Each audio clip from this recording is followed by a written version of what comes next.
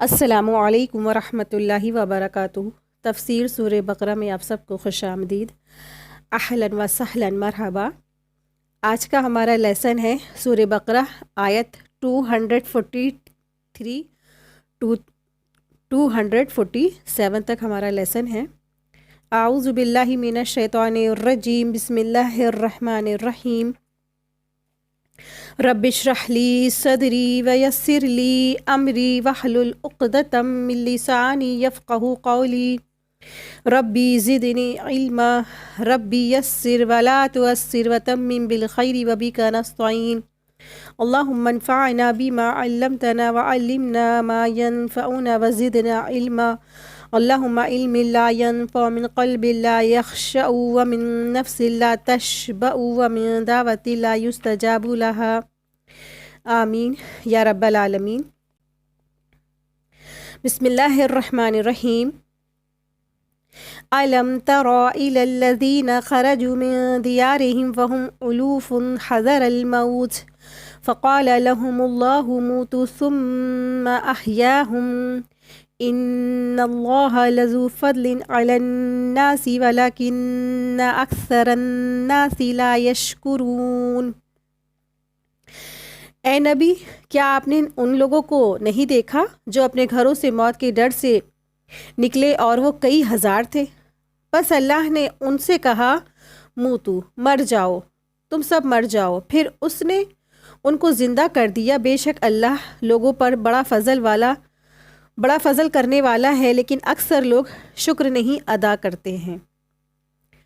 تو یہاں پہ ایک خاص کانٹیکسٹ میں یہ آیت نازل ہوئی ہے۔ تو یہ ایک بنی اسرائیل کا واقعہ ہے، بنی اسرائیل کے ایک واقعہ جس میں یہ لوگ ہزاروں کی تعداد میں تھے نا۔ اللہ تبارک تعالیٰ فرما رہے ہیں کہ آپ نے نہیں دیکھا، علم ترا، آپ نے نہیں دیکھا، الی الذین، طرف ان لوگوں کے، خرجوا، جو نکل گئے تھے، من دیارہم، اپنے گھروں سے، وہم الوف، اور وہ ہزاروں کی تعداد میں تھے، حذر الموت، بچنے کے لیے موت سے۔ حذر کا دو معنی ہوتے ہیں، بچنے کے لیے یا ڈر سے۔ تو وہ ڈر سے موت کے یا بچنے کے لیے موت سے اپنے گھروں سے نکل گئے تھے اور ان کی تعداد ہزاروں میں تھی۔ حضرت ابن عباس رضی اللہ عنہ سے روایت ہے کہ ان کی جو تعداد جو تھی 4000 کے قریب تھی، اور وہ جو ڈر سے جس وجہ سے اپنے گھروں سے بھاگے تھے وہ طاعون کا مرض تھا۔ طاعون کا مرض جسے پلیگ کہا جاتا ہے، اس وقت وہ پھیلا ہوا تھا، یا جو بھی وبا رہی ہو وہ وبا پھیلی ہوئی تھی، اور وہ سب کے سب اس وبا سے بچنے کے لیے، اس کے ڈر سے اپنے گھروں کو چھوڑ بار کر اپنے گھروں سے بھاگ نکلے۔ یہ بنی اسرائیل کے زمانے کے شہر کے رہنے والے تھے اور جن کی تعداد تقریباً 4000 تھی۔ ان کے علاقے میں آب و ہوا جو تھی وہ دراصل بہت خراب ہو گئی تھی، جس کی وجہ سے بہت شدید وبا پھیل گئی تھی۔ تو یہ موت کے ڈر سے بھاگ کر جنگل کی طرف چلے گئے اور ایک وسیع اور بہت بڑی وادی میں جا کر انہوں نے اپنا پڑاؤ ڈالا، جس وادی میں اپنے دونوں کنارے تک بھر گئی۔ اللہ تعالیٰ نے ان کی طرف 2 فرشتوں کو بھیجا، ان میں سے ایک وادی کے زیر کی طرف اور دوسرا بالائی جانب تھا، اور ان دونوں نے اس قدر زور سے چیخ ماری کہ یہ سب کے سب وہیں کے وہیں ختم ہو گئے۔ ان کو گڑھوں میں ڈال دیا گیا اور اوپر دیواریں اور قبریں بنا دی گئی۔ بہرحال یہ سب فنا ہو گئے تھے، ان کی ہڈیاں گل سڑ کر ختم ہو گئی تھی اور مٹی کی شکل میں وہ بل گئی تھی۔ پھر ایک طویل عرصے کے بعد ایک بنی اسرائیل کے ایک نبی کا اس طرف سے گزر ہوا جن کا نام حزقیل تھا۔ انہوں نے دعا کی تو اللہ تعالیٰ نے ان کے سامنے انہیں زندہ کر دیا۔ اللہ تعالیٰ نے ان کی دعا کو قبول فرما لیا اور انہیں حکم دیا کہ وہ یہ کہیں، یعنی کہ بنی اسرائیل کے جو نبی ہیں وہ یہ بات کہیں، کیا کہیں کہ اے بوسیدہ ہڈیوں، اللہ تعالیٰ تم کو حکم دیتا ہے کہ تم جمع ہو جاؤ۔ اس سے وہ ہر جسم جو ہڈیاں جو آپس میں جڑ گئیں۔ پھر اللہ تعالیٰ نے ان کو حکم دیا کہ اب جو وہ نبی ہے وہ یہ کہیں کہ اے ہڈیوں، اللہ تعالیٰ تمہیں حکم دیتا ہے کہ گوشت، اعصاب اور کھال پہن لو۔ چنانچہ ایسا ہی ہوا، اور وہ یہ سب کچھ دیکھ رہے تھے۔ یعنی کہ وہ نبی حزقیل اپنی آنکھوں سے یہ سب مشاہدہ کر رہے تھے۔ پھر اللہ تعالیٰ نے انہیں حکم دیا کہ اب یہ کہو کہ اے روحوں، اللہ تعالیٰ تمہیں حکم دیتا ہے کہ ہر روح اس جسم میں واپس آ جائے جس کو اس نے پہلے آباد کر رکھا تھا۔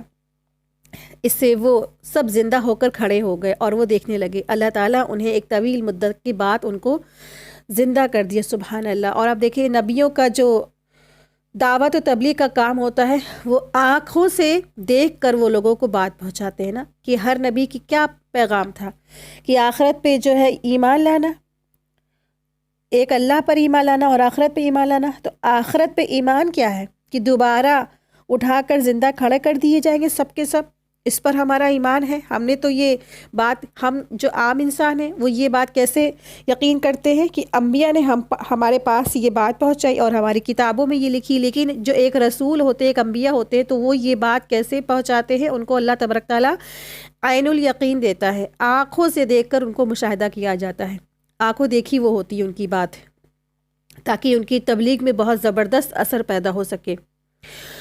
اور انہی کے سامنے یہ سارے کے سارے ہزاروں کی جو تعداد میں لوگ تھے وہ زندہ ہو کر کھڑے ہو گئے۔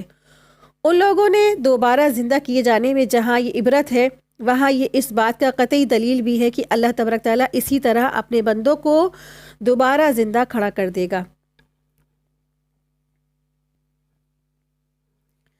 اللہ سبحانہ تعالیٰ ہر چیز پہ قدرت رکھتا ہے، اور اللہ تبارک تعالیٰ فرما رہے ہیں ان اللہ لذو فضل علی الناس، کہ کچھ شک نہیں اللہ تعالیٰ لوگوں پر بہت مہربانی کرنے والا ہے۔ جو انہوں نے، اللہ تعالیٰ نے لوگوں کو آیات دی، احکامات الہی دی، دلائل دیے۔ قرآن کریم میں ایسی آیات ہے نا کہ جس کو انسان پڑھتا ہے تو سر تسلیم خم کر دیتا ہے اس کا۔ ایسی جو برہان ہے، یہ دلیل ہے، ہمارے سامنے موجود ہے، آیتیں الہی ہیں اور قدرت میں جو اللہ تبارک تعالیٰ نے پھیلا رکھی ہیں، چپے چپے پہ اللہ تبارک تعالیٰ کی توحید کی دلائل موجود ہیں۔ یہ سب کیا ہے؟ اللہ جو ہے لوگوں پر بہت فضل کرنے والا ہے۔ وَلَكِنَّ أَكْثَرَ النَّاسِ لَا يَشْكُرُونَ، لیکن اکثر جو لوگ ہوتے ہیں ناشکری کرتے ہیں، یعنی اللہ تعالیٰ نے انہیں دین اور دنیا کی جن نعمتوں سے سرفراز فرمایا ہے، وہ لوگوں جو لوگ ہیں وہ شکر ادا نہیں کرتے ہیں۔ کتنی بھی اللہ تبارک تعالیٰ ان کو چیزیں دے دے، پھر بھی وہ اللہ کے شکر گزار نہیں ہوتے ہیں۔ آپ دیکھیں اللہ تبارک تعالیٰ نے اگر آپ کو کچھ بھی نہیں دیا، اگر اللہ نے ہدایت دے دی ہے، اللہ تبارک تعالیٰ نے ہدایت دیا ہے، دین اسلام دیا ہے، صحیح چیز کی آپ اتباع کریں نا، تو آپ کو خیر الکثیر دے دی گئی ہے نا۔ لیکن اکثر کیا کرتے ہیں لوگ؟ ناشکری کرتے ہیں، کہتے ہیں ان کی بات میں، ان کے انداز میں ایسے ہی ہوتا ہے کہ وہ ناشکری کرتے کہ اللہ نے انہیں دیا ہی کیا ہے نا۔ دنیا کی چکا چوند کے آگے وہ ایسے کھو جاتے ہیں، ایسے وہ ہو جاتے ہیں کہ اللہ کی ناشکری کر دیتے ہیں۔ تو اکثر جو لوگ ہیں وہ ناشکری کرتے ہیں، وہ اللہ کا شکر نہیں ادا کرتے ہیں۔ اللہ تبارک تعالیٰ قرآن میں فرماتا ہے کہ اگر تم شکر کرو گے تو ہم تم کو زیادہ دیں گے، اور اگر تم نے ناشکری کی تو میرا عذاب بھی بہت سخت ہے۔ تو یہاں پہ اللہ سبحانہ تعالیٰ نے فرمایا ہے، کیا تم نے نہیں دیکھا جو لوگ، بہت سارے جو لوگ تھے لاکھوں کی تعداد میں، اور وہ اپنے گھروں سے نکل بھاگے، اور اس لیے کہ وہ موت سے بچ سکے۔ لیکن جب موت قسمت میں لکھ دی گئی ہے، موت جب بھی اللہ تعالیٰ نے مقرر کر دی گئی ہے، جس گھنٹے میں، جس دن میں، جس تاریخ میں، وہ آ کر رہے گی۔ جو تقدیر میں موت لکھ دی گئی ہے تو وہ آ کے رہے گی، چاہے انسان اس وقت کہیں بھی بھاگ کر چلا جائے، چاہے وہ اپنے گھر کو سب طرف سے پیک کر لے، وباؤں سے بچ جائے، سب کچھ اپنے سب طرف اپنے آپ پر جو بارڈر اٹھا کے کھڑا کر لے، لوہے کی اور سونے کی دیواریں چنوا لے، لیکن تب بھی اس کو موت پا لے گی۔ اور اگر اس کے قسمت میں موت نہیں ہے تو پھر وہ کہیں بھی چھپے یا نہ چھپے تو موت اس کو نہیں پا سکتی ہے۔ تو اللہ سبحانہ تعالیٰ یہاں پہ فرما رہے ہیں کہ ایسے جو لوگ ہوتے ہیں جو اپنی زندگی کو زیادہ ویلیوبل دیتے ہیں، زیادہ ویلیو کرتے ہیں، اور لیکن وہ موت سے بھاگتے ہیں نا۔ اکثر لوگ کیا ہے، جہاد اور جنگ جب دین کی باری آتی ہے تو وہ کہتے ہیں کہ نہیں، ہم تو بہت گرمی، ہم نہیں جا سکتے، ہم بہت دور ہے، ہم نہیں جا سکتے، اتنی مصیبت، اتنی پریشانی ہم اٹھا کے نہیں جا سکتے ہیں۔ جب دین کی بات آتی ہے تو لوگ پیچھے ہٹ جاتے، بھاگ جاتے نا۔ تو یہاں اللہ تبارک تعالیٰ فرما رہے ہیں اس طرح کے یہ گروپ تھا، جو لوگ تھے ان کو بھی جہاد کا حکم دیا گیا تھا، لیکن وہ کیا تھے؟ جہاد سے انہوں نے منہ موڑا، اور جہاد میں سب سے زیادہ کس چیز کی جو ہوتی ہے قربانی دی جاتی ہے؟ انسان کے خود اپنے نفس کی۔ ہو سکتا ہے کہ وہ قتل کر دیا جائے، ہو سکتا ہے کہ وہ اپاہج ہو جائے، ہو سکتا ہے کہ اس کی آنکھیں بھی چلی جائے، ہو سکتا ہے اس کے ساتھ کچھ بھی ظلم ہو۔ تو انسان کو سب سے زیادہ اپنے آپ یعنی کہ اپنے کی موت سے نہیں ڈرنا چاہیے، اپنے خود کی موت سے نہیں ڈرنا ہے اس کو۔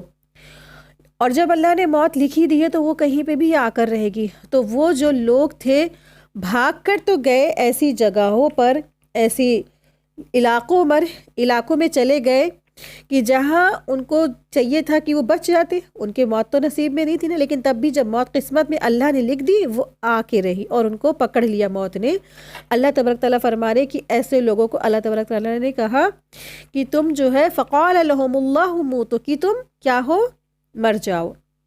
جس طرح سے اللہ تبارک تعالیٰ نے قیامت میں کہیں گے کن فیکون، ہو جا تو ہر چیز فنا ہو جائے گی اور ہر چیز زندہ ہو جائے گی، اسی طرح اللہ تبارک تعالیٰ نے فرمایا کہ موتوا ان کے لیے، تو وہ سب کے سب مر گئے، پھر اللہ نے ان کو دوبارہ زندہ کر دیا۔ اس طرح سے اس واقعے میں، اس آیات میں بہت ساری نشانیاں ہیں۔ ایک تو پہلی چیز موت کے بعد دوبارہ زندہ کیے جانے کی نشانی ہے، کہ یہ دلیل ہے سب سے بڑی کہ اسی طرح اللہ تبارک تعالیٰ انسانوں کو مرنے کے بعد دوبارہ قیامت کے دن بھی اٹھا کے کھڑا کر دیں گے۔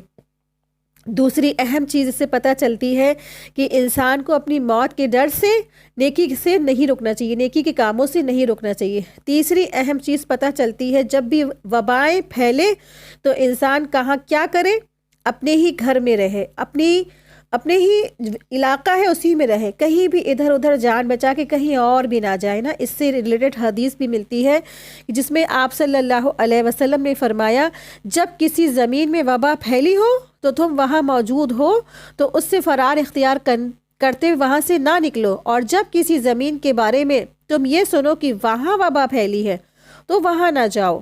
یہ بخاری کی حدیث ہے 5729، صحیح مسلم میں بھی یہی حدیث ہے 2219۔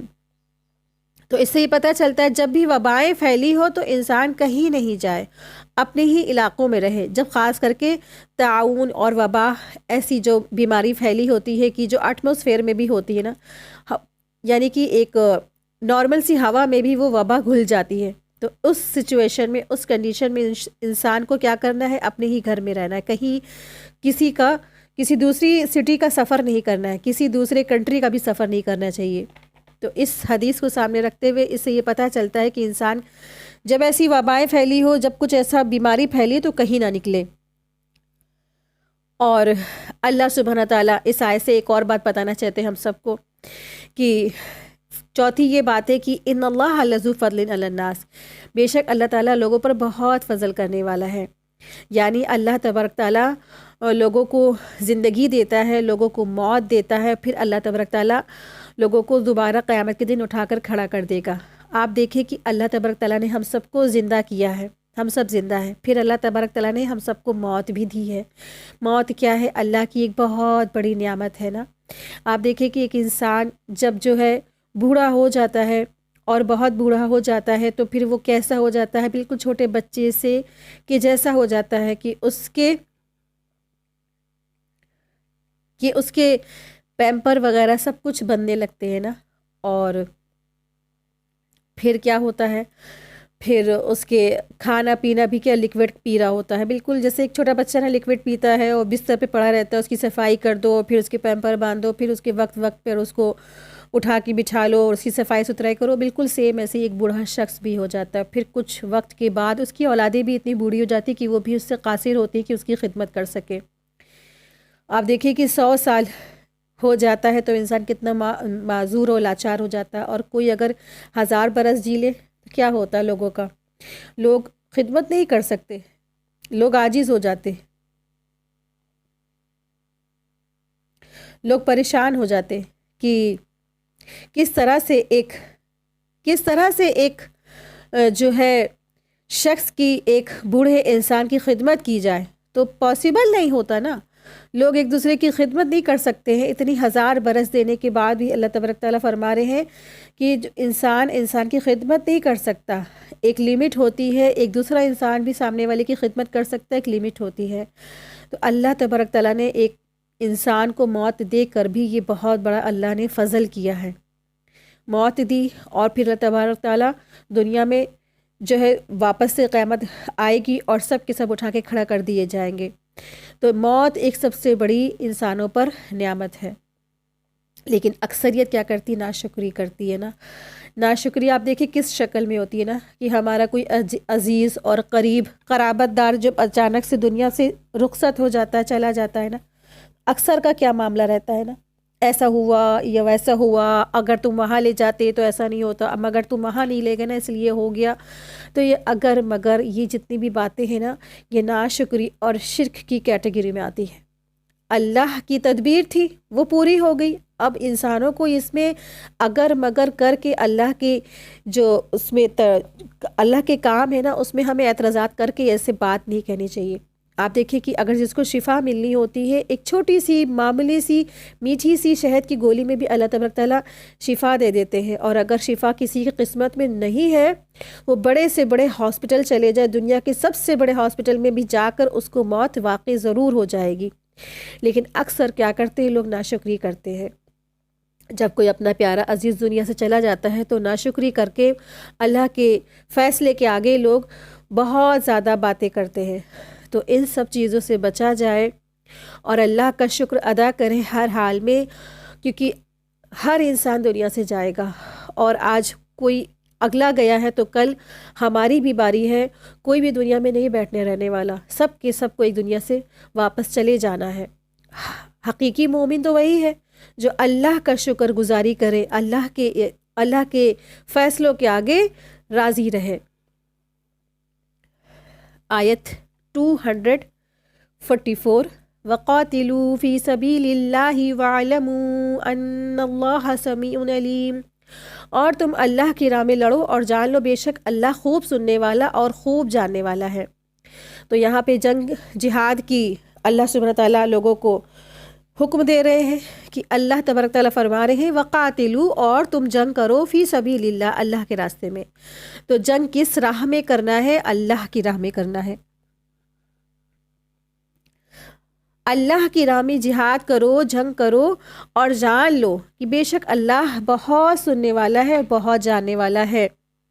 اللہ کی راہ میں جہاد کرو اور جان رکھو وہ سب کچھ سنتا اور جانتا ہے، یعنی جس طرح تم کوئی تدبیر یا تقدیر سے نہیں تمہیں بچا سکتی، اسی طرح جہاد سے فرار اور اس سے بچنا موت کے قریب یا دور نہیں کر سکتا، بلکہ انسان کی عمر اور اس کا رزق مقدر اور مقرر ہے اور طے شدہ ہے، اس میں کوئی کمی بیشی نہیں ہو سکتی ہے۔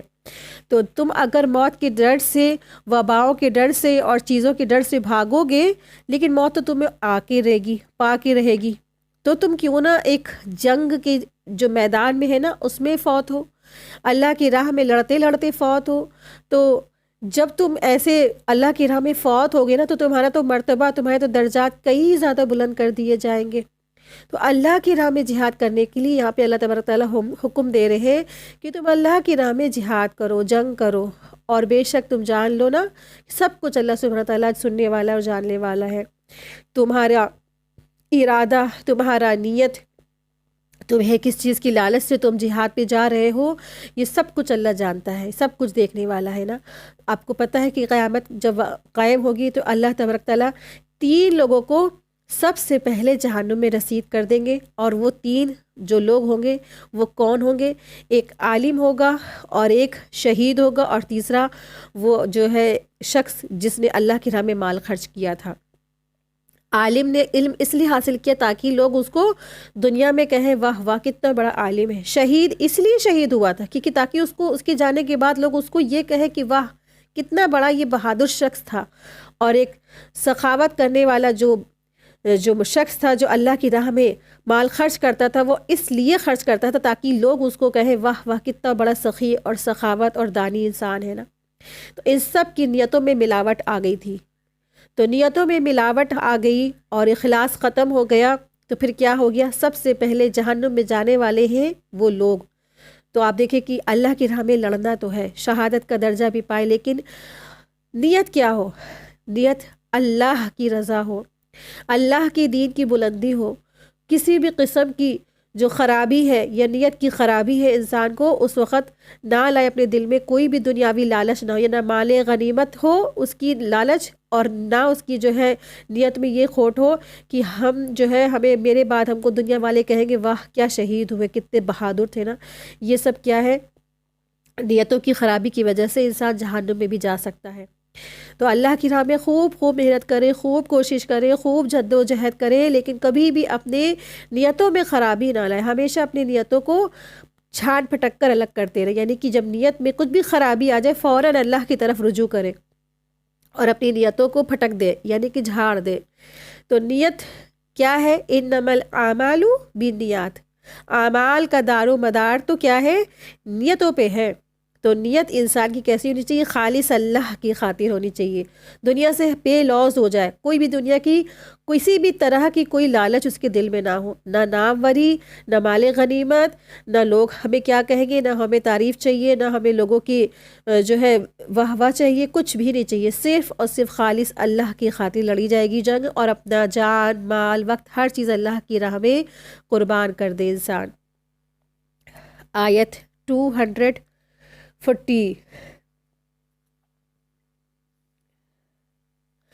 245 من ذا الذي يقرض الله قرضا حسنا فيضاعفه له اضعافا كثيرة والله يقبض ويبسط وإليه ترجعون۔ کون ہے جو اللہ کو قرض حسنہ دے، پھر اللہ وہ مال اس کے لیے کئی گنا بڑھا دے، اور اللہ ہی تنگی کرتا ہے اور فراخی کرتا ہے، اور تم اسی کی طرف لوٹائے جاؤ گے۔ تو یہاں اللہ سبحانہ تعالیٰ فرما رہے ہیں کون ہے جو اللہ کو قرض حسنہ دے، یعنی کہ قرض دے وہ بھی کیسا دے؟ حسنہ۔ تو جب جہاد اور جنگ کی باری آتی ہے تو کیا جہاد اور جنگ یوں ہی لڑ لیا جاتا ہے؟ انسانوں سے صرف انسان کھڑے ہو جائیں، کٹ مر جائیں، ان کو کسی چیز کی ضرورت نہیں ہوتی ہے کیا؟ تو ایک جہاد اور جنگ کے لیے سب سے بڑی جو ایک اہم چیز چاہیے ہوتی ہے وہ مال چاہیے ہوتے ہیں، وہ انسان چاہیے ہوتے ہیں۔ ایک انسان ایسا انسان جو اپنے اللہ کی راہ میں سب کچھ لگا دے، اپنے آپ کو لگائے، اپنا وقت لگائے، اپنا مال لگائے، اپنے نفس لگائے، اپنی صلاحیتیں لگائے، سب کچھ لگا دے۔ اور جنگ جو آپ دیکھیں آج کی جو جنگیں ہوتی ہیں نا، جو بڑی بڑی جنگیں ہو رہی ہیں، اور آپ سوچیں اس زمانے میں کیا کیسی جنگیں ہوتی تھی نا، بڑی بڑی توپیں ہوتی تھی، تلواریں ہوتی تھی، بہت سارے جس کے پاس جتنی تعداد میں گھوڑے ہو گئے اور جتنی زیادہ گروپ ہو گئے، لوگ ہو گئے، تو وہ زیادہ کیا ہوتا تھا کہ جیتنے کا اس کا نشانی رہتی تھی۔ اب دیکھیں اسلام کی خاطر جب جنگ کری جا رہی ہے تو اسلام میں تو تھوڑے لوگ تھے۔ شروع میں جب اسلام جو ہے دنیا میں آیا، پھیلا، جب آپ صلی اللہ علیہ وسلم کے بعد جب اللہ کے رسول صلی اللہ علیہ وسلم نے تبلیغ اور دین کا کام کیا تو تھوڑے سے لوگ تھے، بہت قلیل کی تعداد تھی، اور مال بھی ظاہر سی بات ہے جو ایمان لانے والے جو سب سے پہلے جو لوگ تھے وہ غربا اور مسکین تھے۔ کس کے پاس مال تھا؟ کس کے پاس جان تھی جو اپنی لگاتا؟ اللہ سبحانہ تعالیٰ لوگوں کو موٹیویٹ کر رہے ہیں کہ وہ اپنا مال اللہ کی راہ میں خرچ کرے بطور قرض۔ دیکھیں کہ ہماری بھاشا میں کیا ہوتا ہے، ہم کسی کو مال دیتے ہیں، تھوڑا سا بھی قرض دیتے ہیں، اور ہم اس سے قرض واپس لے لیتے ہیں بنا کسی نفع کے، ہے نا؟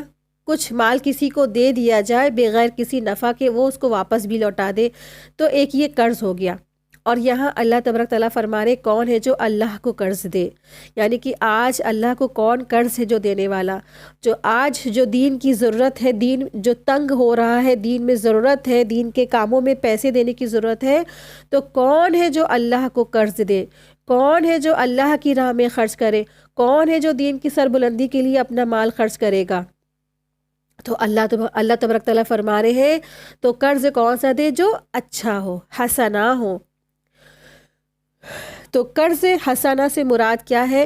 قرض حسنہ سے مراد ایسا جو قرض ہے جو اللہ کی راہ میں خرچ کیا جائے، جو اللہ کی خوشنودی کی خاطر خرچ کیا جائے، جس میں نہ احسان جتلایا جائے، اور وہ حلال اور پاکیزہ مال سے خرچ کیا جائے، تو وہ کیا ہے؟ قرض حسنہ۔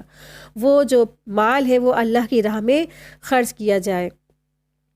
اور پھر اللہ تبارک تعالیٰ فرما رہے ہیں فَيُضَاعِفَهُ، بہت زیادہ اس کو کر دیں گے اللہ تبارک تعالیٰ بہت کافی تعداد میں وہ ہو جائے گا. تو اضافہ ضعف جو ہے دگنے سے مراد نہیں ہے، اس کا میننگ ہوتی ہے 4 گنا، 4 گنا، 5 گنا، 8 گنا، 10 گنا، مطلب وہ جو گنتی ہے وہ بڑھتی چلی جائے گی. تو من ذا الذی یقرض اللہ قرضا حسنا سے مراد کیا ہے؟ اللہ کی راہ میں مال خرچ کرنا ہے. قرض حسنا سے مراد اللہ کی راہ میں مال خرچ کرنا ہے. قرض حسنا سے مراد ایسا قرض ہے جو خالص نیکی اور جذبے سے اللہ کی رضا کے لیے بدلے کی خواہش کے بغیر کسی کو دیا جائے. اس طرح جو مال اللہ تعالیٰ کی راہ میں خرچ کیا جاتا ہے اور اللہ تعالیٰ اسے اپنے ذمے قرض قرار دیتے ہیں تو فَيُضَاعِفَهُ لَهُ أَضْعَافًا كَثِيرًا، یعنی اللہ تعالیٰ نیکی کا ثواب 10 سے 700 گنا تک یا اس سے بھی زیادہ عطا فرمائے گا. ثواب میں اضافہ خرچ کرنے والے کی نیت حالت خرچ کرنے کے لیے ضرورت اور فائدے کے مطابق ہوگا. تو یہ جب آیتیں نازل ہوئی تو خاص کر کے ایک صحابی تھے، ان کا نام ابو دہدہ تھا، اور انہوں نے انفاق فی سبیل اللہ کیا. انفاق فی سبیل اللہ یعنی اللہ کے نام سے قرض حسنہ ہے. ابن مسعود رضی اللہ عنہ نے فرماتے ہیں جب یہ آیت اتری تو ابو دہدہ انصاری رضی اللہ تعالیٰ عنہ بولے یا رسول اللہ صلی اللہ علیہ وسلم، کیا اللہ ہم سے قرض مانگتا ہے؟ فرمایا ہاں. بولے یا رسول اللہ صلی اللہ علیہ وسلم ذرا ہاتھ تو دکھائیے. آپ صلی اللہ علیہ وسلم نے اپنا دست مبارک ان کے ہاتھ میں دے دیا تو بولے میں نے قرض کے طور پر اپنا باغ اللہ کو دے دیا جس میں 6 کھجوروں کے درخت ہیں اور اس میں دہدہ اور اس کے بچے بھی رہتے ہیں. پھر باغ میں اکرام دہدہ سے کہا یہاں سے سامان اٹھا لو، میں نے یہ باغ اللہ کو قرض دے دیا ہے. اس طرح سے یہ جو صحابی تھے انہوں نے اپنا جو بہت اچھا بیش قیمتی جو باغ تھا اللہ کی راہ میں بطور قرض حسنہ دے دیا، یعنی کہ اللہ کی راہ میں خرچ کر دیا. جو اللہ کی راہ میں جو خرچ کیا جائے گا مال، جو اخلاص اور جو نیت کے جذبہ ہو اللہ کی خاطر اور صرف ہو، تو اس کو اللہ تبارک تعالیٰ کئی گنا اس کو بڑھا دیں گے. تو کئی گنا بڑھانا کیا ہے؟ اللہ تعالیٰ اس مال کو کئی گنا بڑھا چڑھا کر دیں گے. دنیا میں برکت اور آخرت میں بے حساب اجر ہوگا. اللہ تعالیٰ کا قرب اور اس کی رضامندی نصیب ہوگی. سیدنا ابو مسعود انصاری رضی اللہ عنہ سے روایت ہے کہ ایک آدمی ایک اونٹنی لے کر آیا جس کو مہار ڈالی ہوئی تھی. عرض کیا کہ یہ اللہ تعالیٰ کے راستے میں صدقہ ہے. تو اسے رسول اللہ صلی اللہ علیہ وسلم نے فرمایا تیرے پاس قیامت کے دن اس کے بدلے 700 اونٹنیاں ہوں گی جن کی مہار ڈالی ہوئی ہوگی. یعنی یہ صحیح مسلم کی حدیث 4897 ہے. اس طرح سے جو اللہ تبارک تعالیٰ لوگوں کو کئی گنا بڑھا چڑھا کر دیں گے. اور اللہ تعالیٰ تبارک تعالیٰ فرماتے ہیں فَيُضَاعِفَهُ لَهُ أَضْعَافًا كَثِيرًا. ارشاد فرمایا آیت اسی کے بارے میں بتاتی ہے. ایک اور آیت ہمیں ان المصدقین والمصدقات وَأَقْرَضُوا اللَّهُ قَرْضًا حَسَنًا فَيُضَاعِفُ لَهُمْ وَلَهُمْ أَجْرٌ كَرِيمٌ. سورہ حدید آیت 18. بلا شبہ صدقہ کرنے والے مرد، صدقہ کرنے والی عورتیں اور جنہوں نے اللہ کو اچھا قرض دیا ہے انہیں کئی گنا دیا جائے گا اور ان کے لیے باعزت اجر ہے. اسی طرح سے سورہ بقرہ کی آیت نمبر 261 میں آتا ہے مثل الذین ينفقون اموالهم فی سبیل اللہ کمثل حبۃ انبتت 7 سنابل فی کل سنبلۃ 100 حبۃ واللہ یضاعف لمن یشاء واللہ واسع علیم. ان لوگوں کی مثال جو اپنے مال کو اللہ کے راستے میں خرچ کرتے ہیں ایک دانے کی مثال کی طرح ہے جس نے 7 خوشے اگائے اور ہر خوشے میں 100 دانے ہیں، اور اللہ جس کے لیے چاہتا ہے بڑھا دیتا ہے، اور اللہ تعالیٰ بہت وسعت والا ہے، سب کچھ جاننے والا ہے.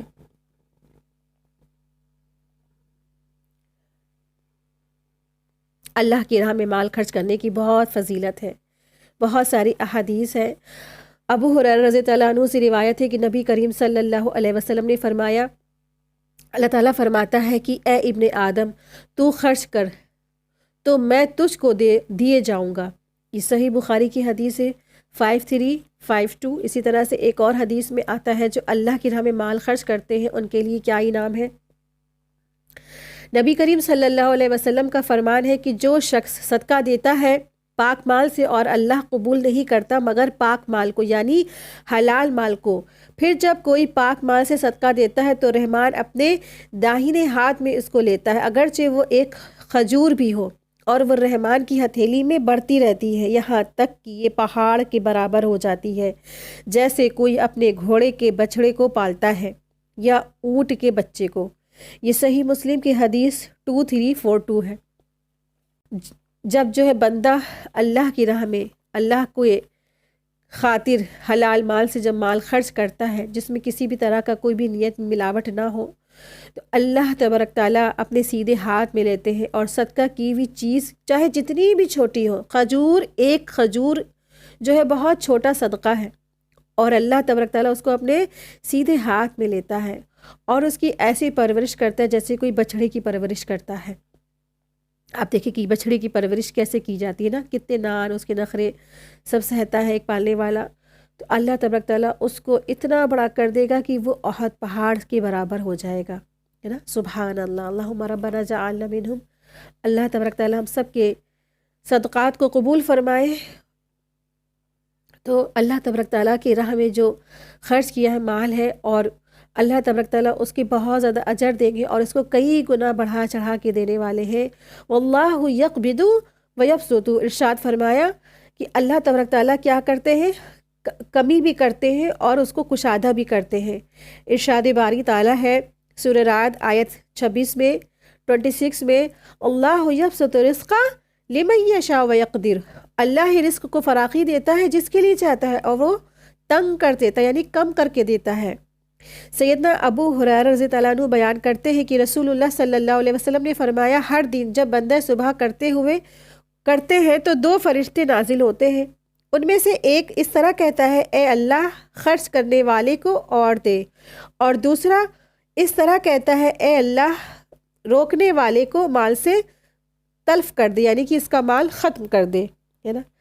ہم سب کیا ہے، اگر ہم سب چاہتے ہیں کہ اللہ ہمارے مالوں میں اضافہ کر دے اور ہمیں آخرت میں اس کا کئی گنا اجر ملے، ہمارا صدقہ ہوا کیا ہوا مال ایک احد پہاڑ کے برابر ملے، تو ہم سب کو کیا کرنا ہے، اللہ کی خاطر اللہ کی راہ میں مال خرچ کرنا ہے، جس میں کوئی دکھاوا نہ ہو، کوئی احسان جتلانا نہ ہو، کوئی کسی پر جو ہے کوئی بھی تانے دینا نہ ہو، کسی بھی قسم کی ریاکاری نہ ہو، صرف اللہ کی خاطر حلال مال میں سے اللہ کی راہ میں مال خرچ کرنا ہے۔ اور ڈیلی جو صدقہ دینے والے ہوتے ہیں ان کے لیے 2 فرشتے دعائیں بھی کرتے ہیں۔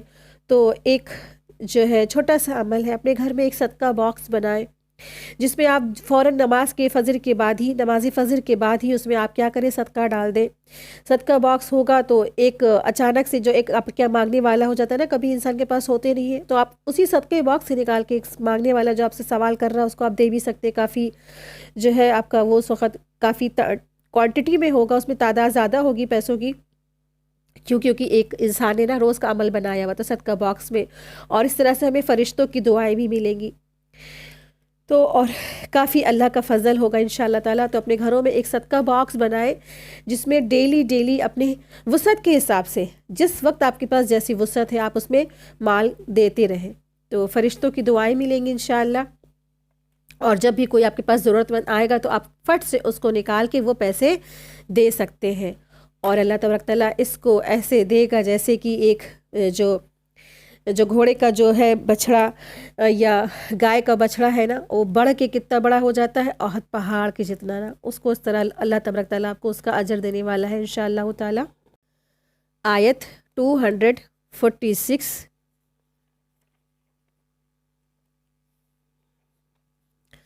أَلَمْ تَرَ إِلَى الْمَلَإِ مِنْ بَنِي إِسْرَائِيلَ مِنْ بَعْدِ مُوسَى إِذْ قَالُوا لِنَبِيٍّ لَهُمْ ابْعَثْ لَنَا مَلِكًا نُقَاتِلْ فِي سَبِيلِ اللَّهِ قَالَ هَلْ عَسَيْتُمْ إِن كُتِبَ عَلَيْكُمُ الْقِتَالُ أَلَّا تُقَاتِلُوا قالوا وما لنا ألا نقاتل في سبيل الله وقد أخرجنا من ديارنا وأبنائنا فلما كتب عليهم القتال تولوا إلا قليلا منهم والله عليم بالظالمين۔ اے نبی، کیا آپ نے موسیٰ کے بعد بنی اسرائیل کی ایک جماعت کو نہیں دیکھا جب انہوں نے اپنے نبی سے کہا آپ ہمارے لیے ایک بادشاہ مقرر کر دے تاکہ ہم اللہ کی راہ میں لڑیں؟ اس نے کہا ممکن ہے کہ اگر تم پر جہاد فرض کر دیا گیا تو تم جہاد نہ کرو گے۔ انہوں نے کہا آخر ہمیں کیا ہوا ہے کہ ہم اللہ کی راہ میں نہ لڑیں جبکہ ہمیں اپنے گھروں اور اپنے بیٹوں سے نکال دیا گیا ہے، اور جب ان سے لڑنا فرض کر دیا گیا تو ان میں سے تھوڑے سے لوگوں کے سوا سب پھر گئے، اور اللہ ظالموں کو خوب جاننے والا ہے۔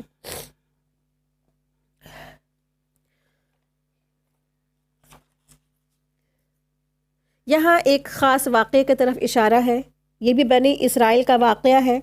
موسیٰ علیہ السلام کے بعد بنی اسرائیل کچھ عرصے تک تو وہ توحید پر ڈٹے رہے، اچھے اور صحیح حق پر چلتے رہے، پھر آہستہ آہستہ وہ دین سے پھر گئے، دین سے پھرنا شروع ہو گئے۔ انہوں نے دین میں بدعات ایجاد کر لی، حتیٰ کہ بتوں کی پوجا بھی شروع کر دی۔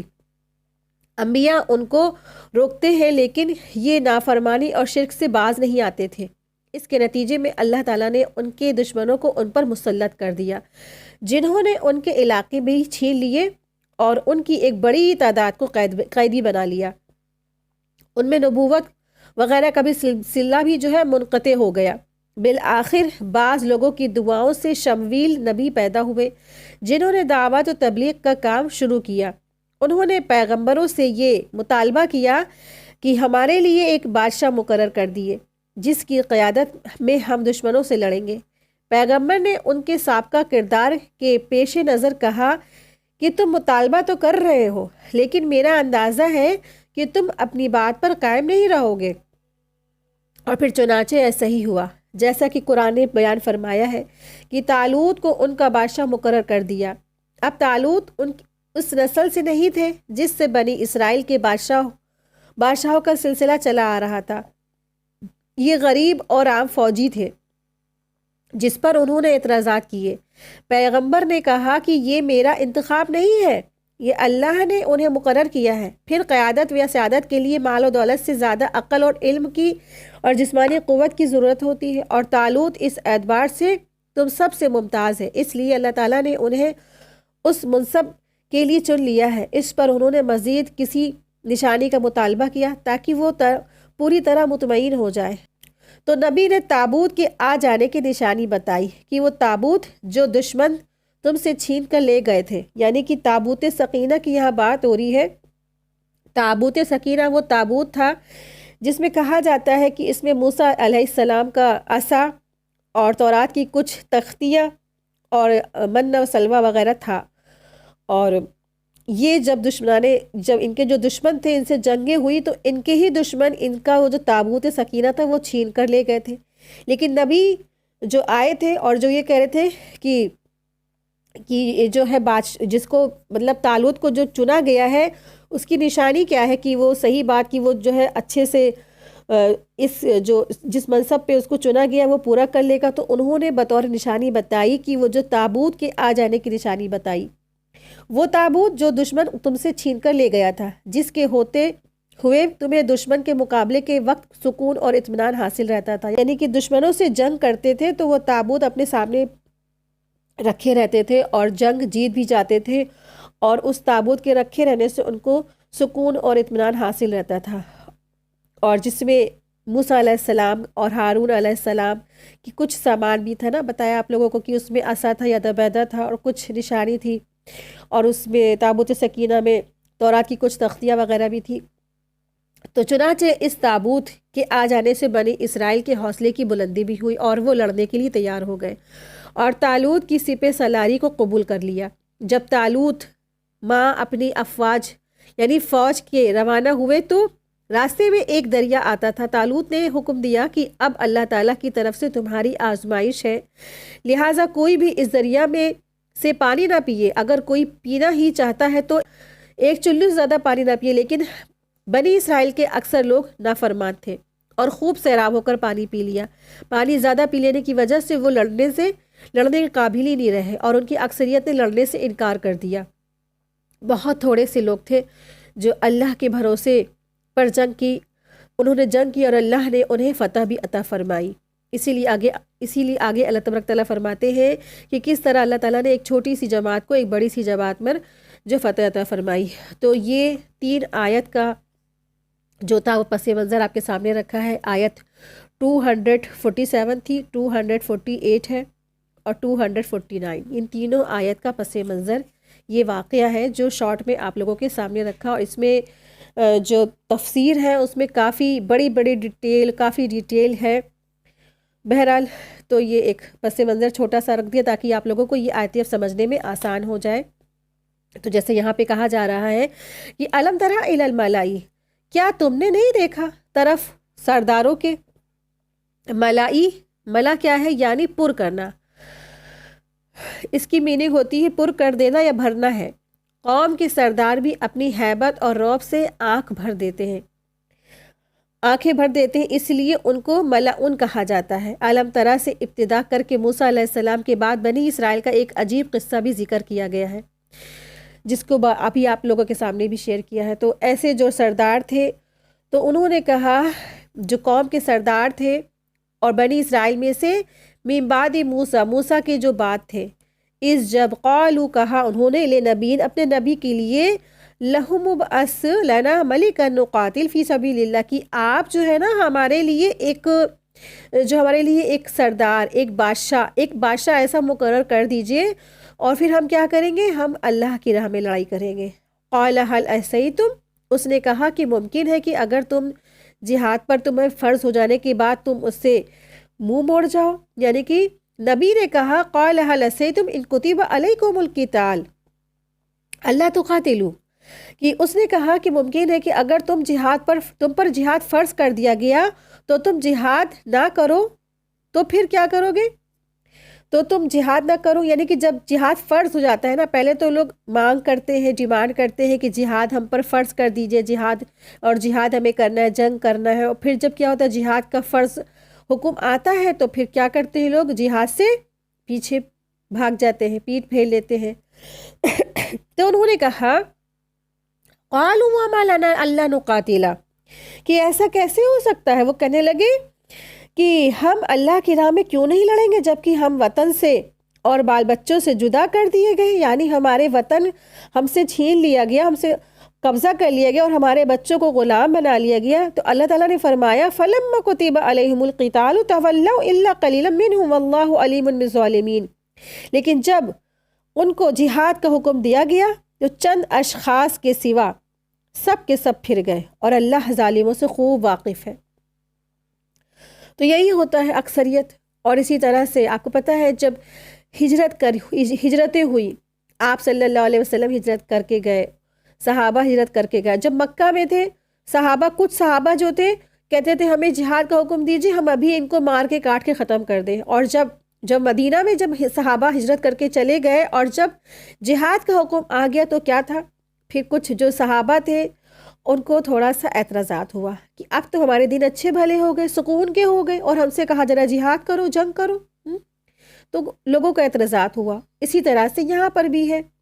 تو اللہ تبارک تعالیٰ صحابہ کو موٹیویشن کر رہے ہیں کہ وہ بھی جہاد سے مت گھبرائے، مت پریشان ہو۔ جہاد میں کیا ہوتا ہے؟ انسان کا خود کا ہی فائدہ ہوتا ہے۔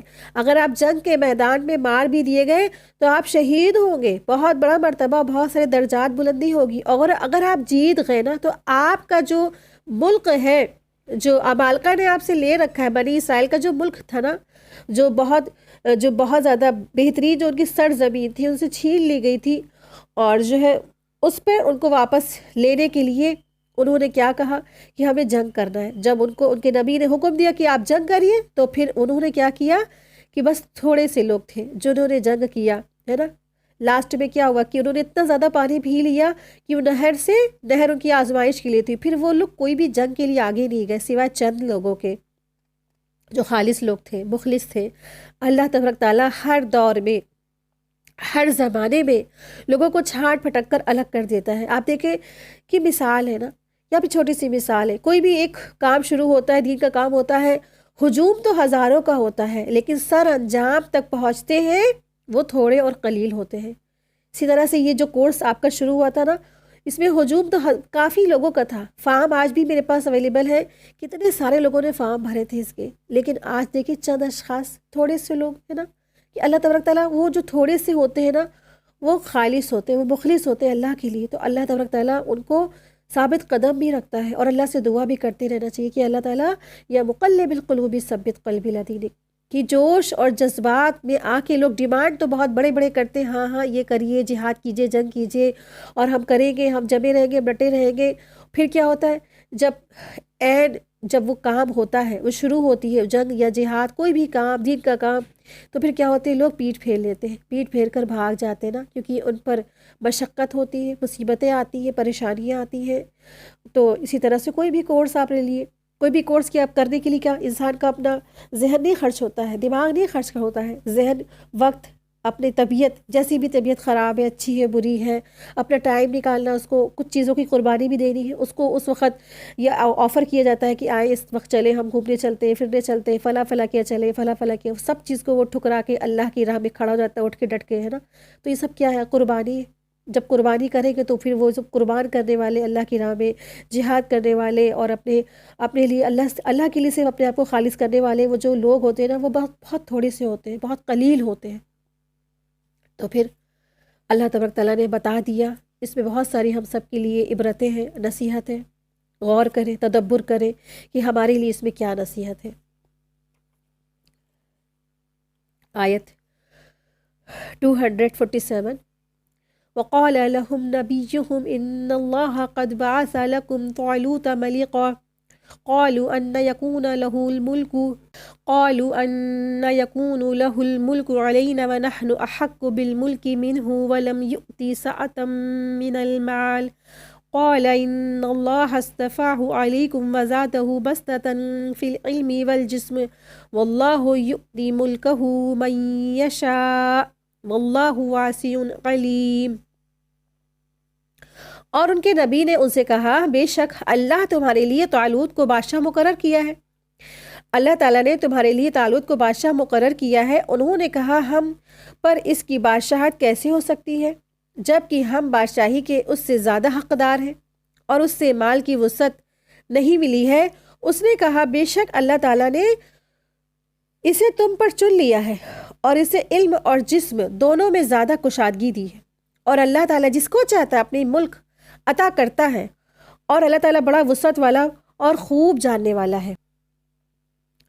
تو یہ جو لوگ تھے، انہوں نے جب اپنی نبی سے یہ مطالبہ کیا تھا کہ وہ انہی میں سے کسی کو ان کا بادشاہ مقرر کر دے، تو انہوں نے طالوت کو بادشاہ مقرر کر دیا. یعنی کہ نبی نے طالوت کو بادشاہ مقرر کر دیا. اس شخص کا تعلق ان کے ایک فوجی گھرانے سے تھا، مگر شاہی خاندان سے طالوت نہیں تھا، کیونکہ ان میں جو بادشاہت جو تھی وہ یہودا کے خاندان سے ہوتے ہوئے تھے، اور یہ اس خاندان میں سے نہیں تھا. اس لیے انہوں نے کہا، ان یکون لہ الملک علینا، یعنی اسے ہم پر بادشاہ کا حق کیسے ہو سکتا ہے. ونحن احق بالملک منہ ولم یؤت سعۃ من المال، بادشاہی میں تو زیادہ مستحق ہم ہیں اس کی نسبت، تو ہم میں یعنی بادشاہی کے تو مستحق اس کی نسبت تو ہم ہیں، اور اس کے پاس تو بہت سی دولت بھی نہیں ہے، وہ مالدار بھی نہیں ہے.